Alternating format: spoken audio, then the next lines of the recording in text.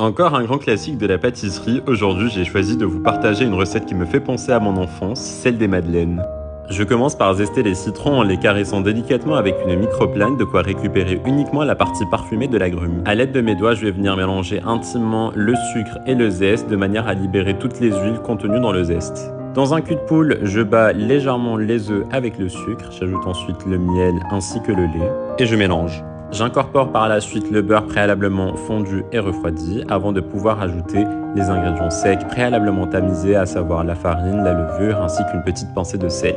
L'étape la plus importante et surtout la plus longue est de laisser la pâte reposer au frigo toute la nuit. C'est l'une des nombreuses astuces qui vont vous permettre de réussir vos madeleines.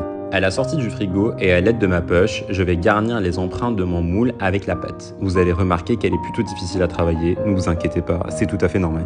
J'enfonce directement mes madeleines dans un four déjà préchauffé pour créer une sorte de choc thermique et avoir cette fameuse bosse sur le dessus de mes madeleines, synonyme d'une cuisson réussie. À la sortie du four, on va les démouler directement et les transvaser sur une grille pour les laisser refroidir avant de pouvoir les consommer.